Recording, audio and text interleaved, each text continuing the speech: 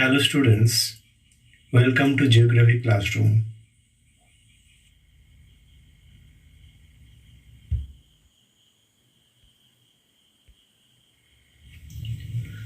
আজকের ক্লাসে শিক্ষার্থীদের শিখন সামর্থ্যের যে পারিভাষিক শব্দ বা টেকনিক্যাল টার্ম সম্পর্কে আমরা অবগত হব, সেই পারিভাষিক শব্দ বা টেকনিক্যাল টার্ম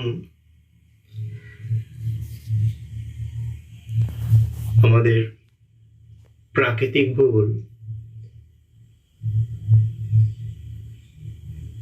বা ফিজিক্যাল জিওগ্রাফির বিভিন্ন যে তত্ত্বসমূহ রয়েছে, যেমন পাত সংস্থান তত্ত্ব বা প্লেট টেকটনিক থিওরি, মহীসঞ্চরণ মতবাদ, কন্টিনেন্টাল ড্রিফট থিওরি, সমুদ্র বক্ষের বিস্তৃতি বা সি ফ্লোর স্প্রেডিং, বা বিভিন্ন যে ভূতাত্ত্বিক যে বিপর্যয়গুলো রয়েছে, যেমন অগ্নুদ্গম, ভূমিকম্প, এদের সম্পর্কে বিশদে জানতে হলে আমাদের এই টেকনিক্যাল টার্ম বা এই পারিভাষিক শব্দটির সঙ্গে বারবার আমাদের সম্মুখীন হতে হবে। তো আজকের যে বিষয়টি নিয়ে আলোচনা করব সেটি হলো, সেই পারিভাষিক শব্দটি হলো অ্যাস্থেনোস্ফিয়ার।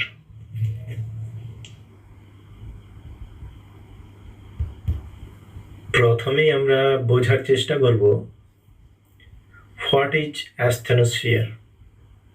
অ্যাস্থেনোস্ফিয়ার কি?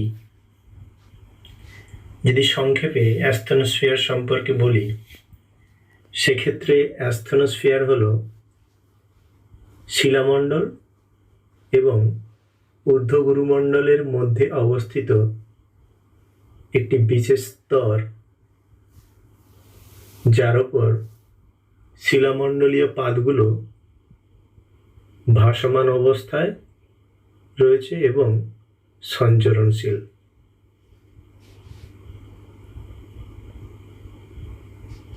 এই পরিস্থিতিটি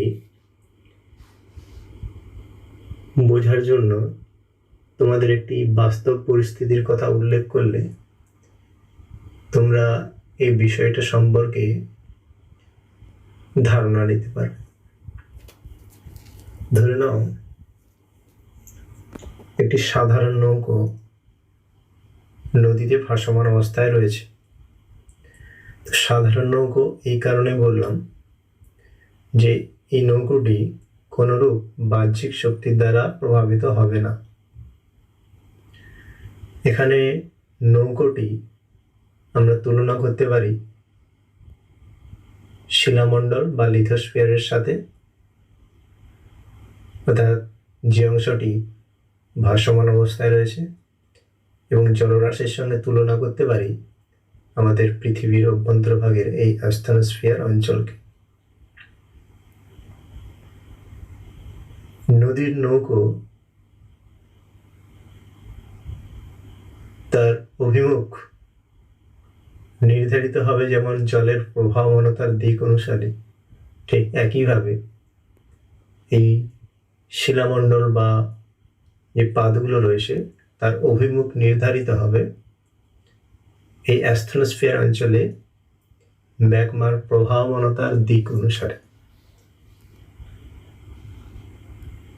তো অ্যাস্থেনোস্ফিয়ার সম্পর্কে যদি আমরা একটু বিস্তৃত ধারণা নিতে চাই, সেক্ষেত্রে তোমাদের এখানে যেটা দেয়া রয়েছে, পৃথিবীর শিলামণ্ডল, লিথোস্ফিয়ার ও ঊর্ধ্বগুরুমণ্ডলের মধ্যে 70 থেকে 250 কিমি অবস্থিত নমনীয়, ডাকটাইল, কঠিন শিলা অপেক্ষা কম স্থিতিস্থাপক ও অধিক সান্দ্রতা যুক্ত স্তর, যেখানে ম্যাগমার পরিবাহিতা পরিলক্ষিত হয়।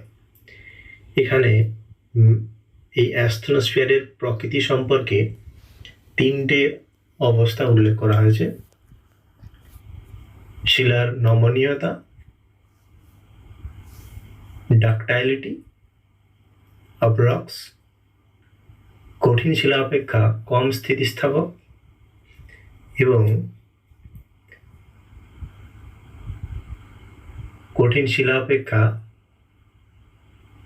অধিক সান্দ্রতা যুক্ত। এখানে পাশের চিত্রে অ্যাস্থনোস্ফিয়ার সম্পর্কে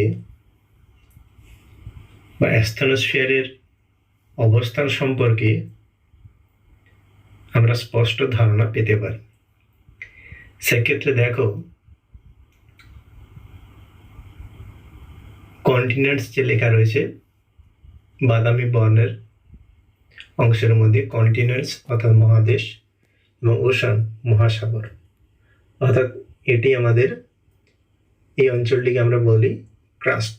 বাম দিকে লেখা রয়েছে ক্রাস্ট, যেটা প্রায় 8 কিমি পর্যন্ত বিস্তৃত, এবং কন্টিনেন্ট অর্থাৎ আমাদের মহাদেশীয় ভূখণ্ড, যেটা তার ঠিক নিচের অংশ, যেটাকে আমরা বলতে পারি আপার ম্যান্টল। আপার ম্যান্টলের উপরের অংশে যে অংশ, সেটিকে আমরা বলি লিথোস্ফিয়ারিক ম্যান্টল। অর্থাৎ lithospheric mantle, continents and oceanic crust, অর্থাৎ মহাদেশীয় ভূত্বক, মহাসাগরীয় ভূত্বক এবং শিলামণ্ডলীয় গুরুমণ্ডল, এই অংশটিকে নিয়েই আমরা বলবো শিলামণ্ডল বা লিথোস্ফিয়ার। তার ঠিক নিম্নাংশেই অবস্থিত asthenosphere, molten or deforms fluidly like plastic under pressure। অর্থাৎ এখানে শিলাগুলো ঠিক সান্দ্র, নমনীয় এবং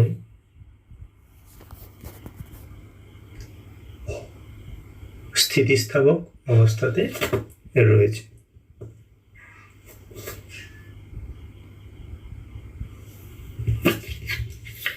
এরপর জানব দ্য ডেফিনেশন অফ অ্যাস্থনোস্ফিয়ার। অ্যাস্থনোস্ফিয়ারের সংজ্ঞা।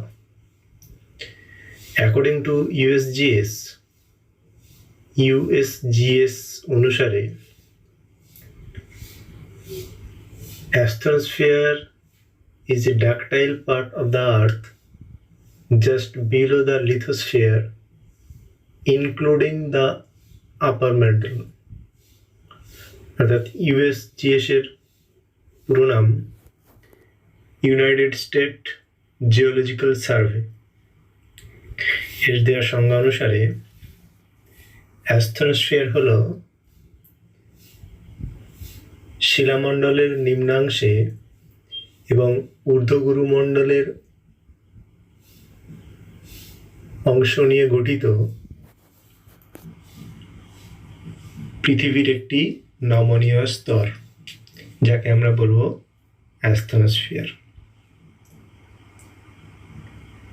এখানে ডাকটাইলের অর্থ নমনীয়। তো পাশের চিত্রে আমরা অ্যাস্থনোস্ফিয়ার সংজ্ঞা দিতে গিয়ে বারবার বলি যে শিলামণ্ডলের নিম্নাংশে, অর্থাৎ এই শিলামণ্ডল বা লিথোস্ফিয়ার এবং ভূত্বক বা ক্রাস্ট, এই দুটোর মধ্যে পার্থক্যটা কি সেটা একটু পরিষ্কার হওয়ার প্রয়োজনীয়তা রয়েছে। এই ছবিতে বাম দিকে ক্রাস্ট লেখা আছে, তার ঠিক উপরে লেখা আছে ক্রাস্ট ইজ ইকুয়াল টু শিয়াল প্লাস সীমা। অর্থাৎ ক্রাস্ট শিয়াল এবং সীমা নিয়ে গঠিত। অর্থাৎ শিয়াল বলতে মহাদেশীয় ভূত্বক, সীমা বলতে মহাসাগরীয় ভূত্বক, এই দুটো অংশকে নিয়েই গঠিত আমাদের ক্রাস্ট অঞ্চল। এবং লিথোস্ফিয়ার বলতে ডান দিকে লেখা রয়েছে লিথোস্ফিয়ার ইজ ইকুয়াল টু বলতে পারি শিয়াল প্লাস সীমা প্লাস এলএম। এটা সংক্ষেপে লেখা আছে। এলএম বলতে আমরা বলছি লিথোস্ফিয়ারিক ম্যান্টলকে, অর্থাৎ লিথোস্ফিয়ার সমান মহাদেশীয় ভূত্বক, মহাসাগরীয় ভূত্বক এবং শিলামণ্ডলীয় যে গুরুমণ্ডল সেই অংশটিকে নিয়ে গঠিত হচ্ছে আমাদের এই লিথোস্ফিয়ার বা শিলামণ্ডল। এই লিথোস্ফিয়ারের ঠিক নিম্নাংশেই আমাদের অবস্থিত অ্যাস্থেনোস্ফিয়ার, লেখা রয়েছে অ্যাস্থেনোস্ফিয়ার। তাহলে আমরা এই অ্যাস্থেনোস্ফিয়ারের অবস্থান সম্পর্কে তাহলে আমরা স্পষ্ট ধারণা পেলাম।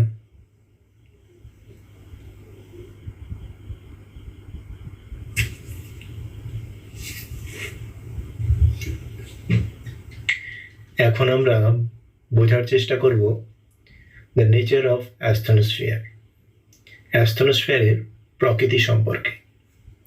অ্যাস্থেনোস্ফিয়ারের ডেফিনেশনে বা সংজ্ঞাতে আমরা অ্যাস্থেনোস্ফিয়ারের অবস্থা বা প্রকৃতি সম্পর্কে আমরা তিনটি বিষয় পেয়েছি।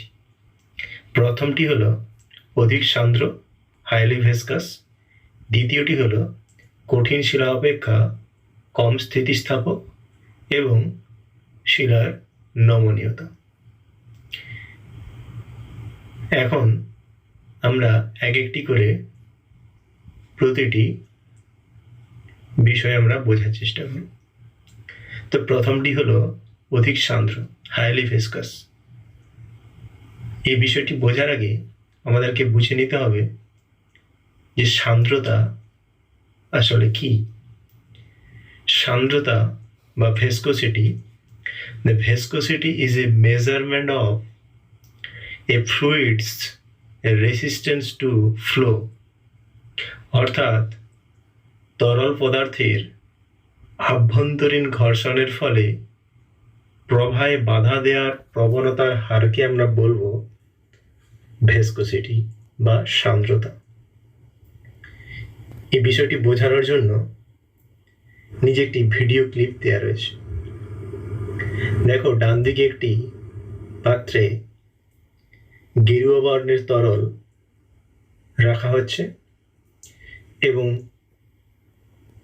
বাম দিকে একটি পাত্রে নীল বর্ণের তরল অবক্ষিপ্ত হচ্ছে। সেক্ষেত্রে ডান দিকের গেরুয়া বর্ণের যে তরল, তার আভ্যন্তরীণ যে ঘর্ষণ বেশি হওয়ার কারণে তার প্রবাহের প্রবহমানতার যে হার সেটা অনেকটা কম, অর্থাৎ এর সান্দ্রতা বেশি। অপরপক্ষে বাম দিকে যে তরল অবক্ষিপ্ত হচ্ছে, যে পাত্রে পড়ছে নীল বর্ণের যে তরলটি, তার ক্ষেত্রে আভ্যন্তরীণ ঘর্ষণ কম হওয়ার কারণে প্রবাহের প্রবহমানতার হার অনেক বেশি। সেক্ষেত্রে এর ভিসকোসিটি বা সান্দ্রতা অনেক কম।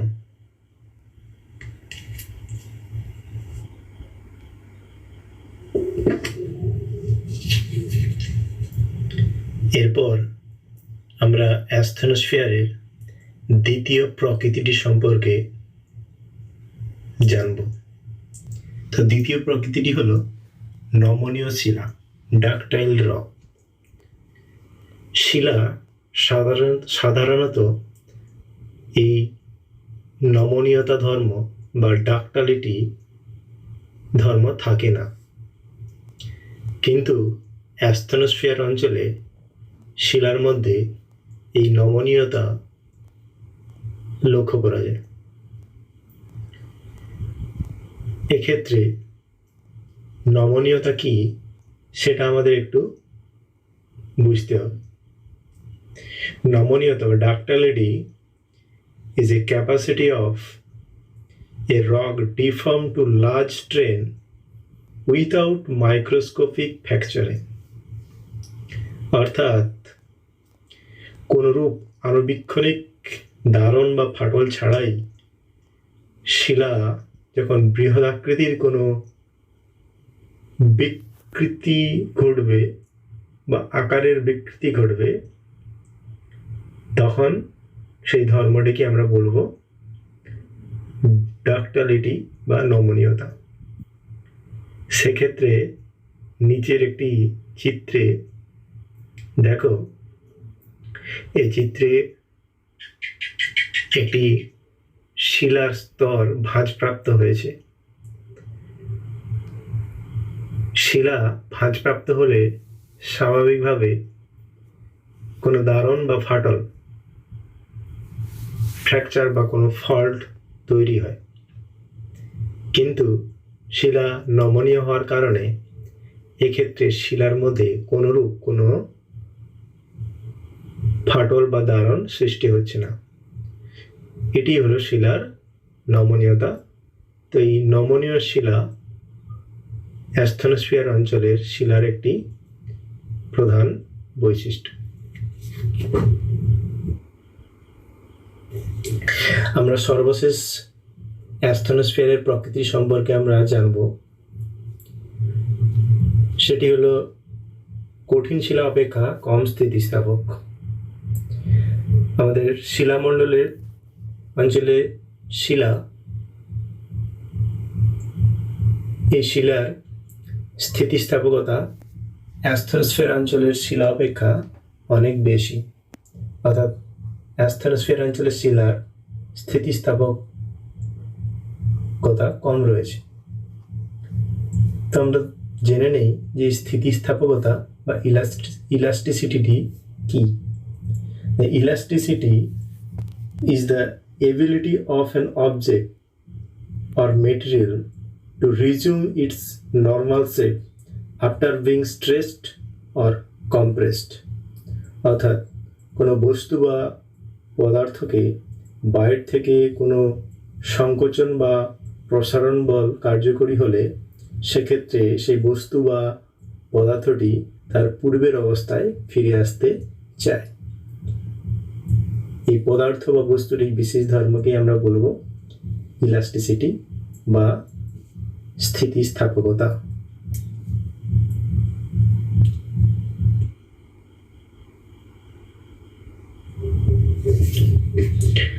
Literal meaning of asthenosphere.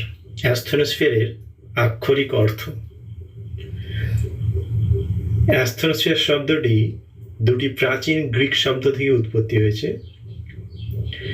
প্রথমটি হলো অ্যাস্থেনোস, যার মানে উইক অর উইথাউট স্ট্রেংথ।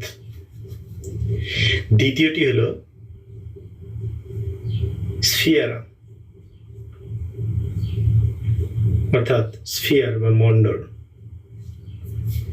এখানে অ্যাস্থেনোস এর অর্থ উইক, অর্থাৎ দুর্বল বলার কারণ এই অঞ্চলের শিলার প্রকৃতি অধিক সান্দ্র, নমনীয় এবং কম স্থিতিস্থাপক। এই ধর্মের জন্যে উইক অর উইথাউট স্ট্রেংথ বলা হয়েছে। এর পূর্বেই তোমরা জেনেছ শিলার প্রকৃতির এই তিনটি ধর্ম সম্পর্কে বিশদে।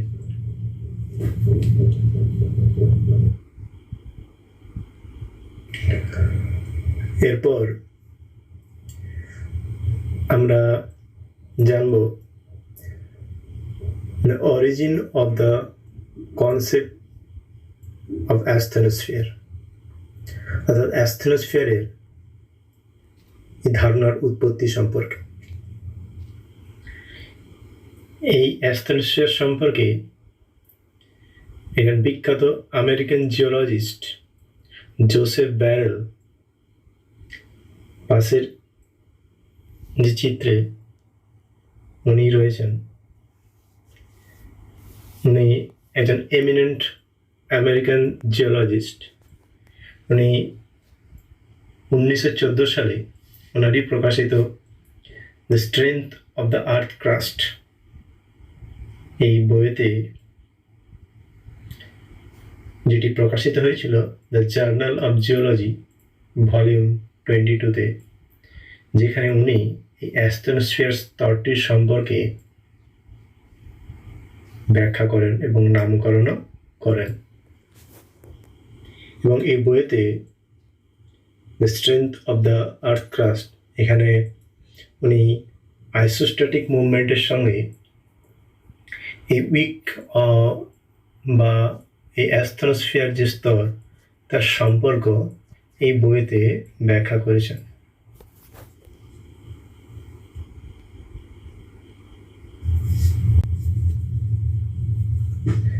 অ্যাস্থনোস্ফিয়ারের এই ধারণার উৎপত্তির ক্ষেত্রে জোসেফ ব্যারেল নামকরণ সত্ত্বেও 1926 সাল পর্যন্ত এই স্তর সম্পর্কে যথেষ্ট মতভেদ ছিল। পরে 1959 সালে 1959 বেনো গুটেনবার্গ, একজন আমেরিকান জার্মান সিসমোলজিস্ট, উনি এই স্তরটির নামকরণ করেছিলেন লো ভেলোসিটি জোন বা LVZ হিসেবে। তোমরা আমার আগের ভিডিওয়ে তোমরা পৃথিবীর আভ্যন্তরীণ গঠন বা ইন্টেরিয়র অফ দ্য আর্থ ভিডিওটিতে তোমরা LVZ সম্পর্কে বিশদে জেনেছ। তোমরা পাশে যে চিত্রটি দেখছো, উনি হলেন বেনো গুটেনবার্গ। উনি জার্মানিতে জন্মগ্রহণ করেছিলেন, কিন্তু ওনার কর্মক্ষেত্র ছিল আমেরিকাতেই। বেশিরভাগ সময় উনি আমেরিকাতেই কাটিয়েছেন। তো ওনার সহকর্মী ছিলেন চার্লস রিক্টার। তোমরা জানো যে চার্লস রিক্টার স্কেল আবিষ্কার করেছিলেন ভূমিকম্পের ম্যাগনিটিউড মাপার জন্যে। এটি বিশেষ স্কেল। সেই স্কেল আবিষ্কারের ক্ষেত্রে বেনো গুটেনবার্গ উনিও চার্লস রিক্টারকে সহযোগিতা করেছিলেন। এরপর এর উৎপত্তি সম্পর্কে সঠিক এবং সর্বসম্মতভাবে গৃহীত হয়েছিল 1960 সালে 22 মে। এই দিনটিতে চিলিতে একটি বিধ্বংসী ভূমিকম্প হয়েছিল, যার মুভমেন্ট অফ ম্যাগনিটিউড ছিল 9 পয়েন্ট, অর্থাৎ তীব্রতার মাত্রা ছিল 9.5 ম্যাগনিটিউড, যেটা গ্রেট চিলিয়ান আর্থকুইক নামেও পরিচিত। এই ভূমিকম্পের সময় ভূকম্পীয় তরঙ্গের গতিবিধি পর্যবেক্ষণ করে এই স্তরের অস্তিত্ব সম্পর্কে স্পষ্ট ধারণা পাওয়া যায়। যে ভূমিকম্পটা ছিল শতাব্দীর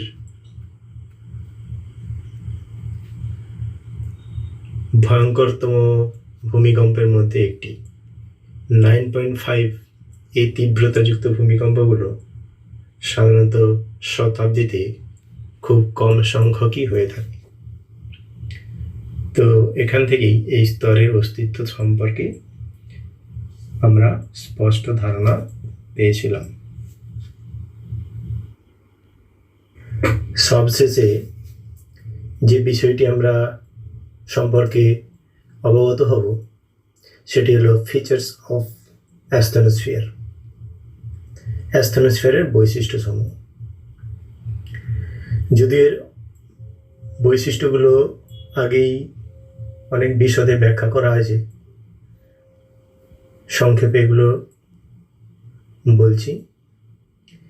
প্রথম বৈশিষ্ট্য এক্সটেনশন, অর্থাৎ বিস্তার। অ্যাস্থনোস্ফিয়ারের যে বিস্তার আমাদের ভূপৃষ্ঠ থেকে, অর্থাৎ আমাদের ভূপৃষ্ঠের উপরিভাগ থেকে 80 থেকে 200 কিমি গভীরতা পর্যন্ত যে অংশ, সেই অংশটাকে আমরা অ্যাস্থেনোস্ফিয়ার হিসেবে ধরি। কম্পোনেন্টস, উপাদান। এই অ্যাস্থেনোস্ফিয়ার অঞ্চলে অলিভিন এবং পাইরক্সিন জাতীয় খনিজের প্রাধান্য লক্ষ্য করা যায়। এছাড়াও লোহা, ম্যাগনেসিয়াম এবং সিলিকেটের প্রাধান্য থাকে। থার্ড রয়েছে নেচার অফ রক্স, অর্থাৎ এখানে শিলার প্রকৃতি। অলিভিন এবং পাইরক্সিন জাতীয় খনিজ দ্বারা গঠিত হওয়ায় এইখানের আগ্নেয় শিলাগুলো ক্ষারীয় প্রকৃতির হয়। ক্ষারীয় পেরিডোটাইট শিলার অস্তিত্ব রয়েছে এখানে। ফোর্থ যে বৈশিষ্ট্যটি হলো সেটি ডেনসিটি, অর্থাৎ ঘনত্ব। এই অঞ্চলে ঘনত্ব 3.5 to 4.20 gram per cubic centimetre.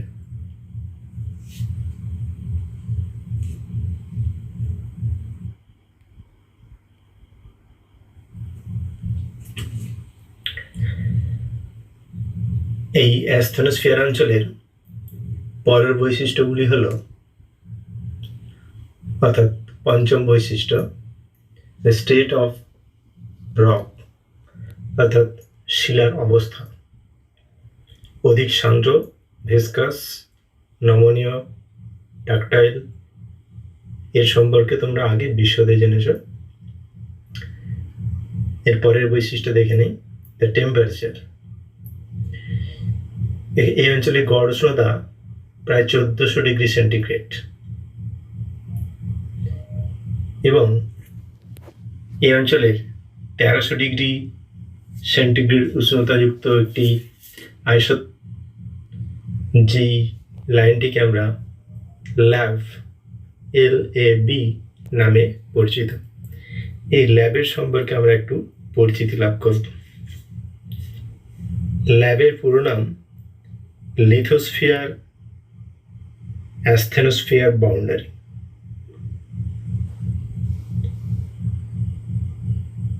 আমরা যদি এই ল্যাব কাকে বলে বলি, সেক্ষেত্রে একটি বিশেষ সীমান্ত, যেটা শিলাময় শিলামণ্ডল এবং পরিবাহী অ্যাস্থেনোস্ফিয়ারের মাঝখানের একটি বিশেষ অঞ্চল। সুতরাং the lab is a boundary between restrictive lithosphere and conductive asthenosphere. প্রকৃতপক্ষে এই ল্যাবের নিম্নাংশেই গুটেনবার্গের অবস্থিত LVZ এর অবস্থান। পরের বৈশিষ্ট্যটি সিসমিক ওয়েভ। এখানে পি তরঙ্গের বৈশিষ্ট্য 8.9 কিমি পার সেকেন্ড এবং এস তরঙ্গের বৈশিষ্ট্য 3.4 কিমি পার সেকেন্ড। পাশের চিত্রে দেখো, লাল বর্ণের যে রেখাটি রয়েছে, গভীরতা বাড়ার সঙ্গে সঙ্গে লিথোস্ফিয়ার অঞ্চলে গতিবেগ বৃদ্ধি পাচ্ছে,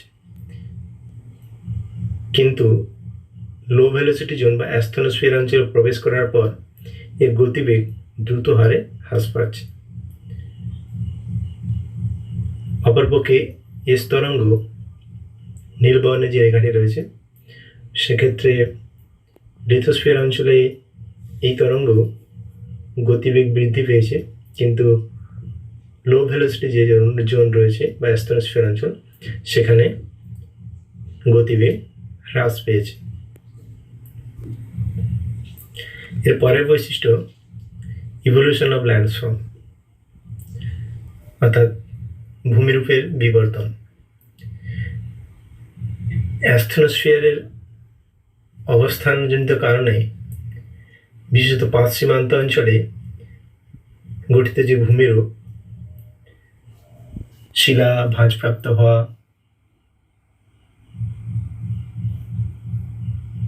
বা আগ্নেয়গিরির গঠন, মধ্য সামুদ্রিক শৈলশিলা, ওসেনিক ট্রেঞ্চ, সামুদ্রিক খাত, ভলক্যানিক আর্ক, এই ধরনের ভূমিরূপগুলো এই অঞ্চলে সৃষ্টি হয়।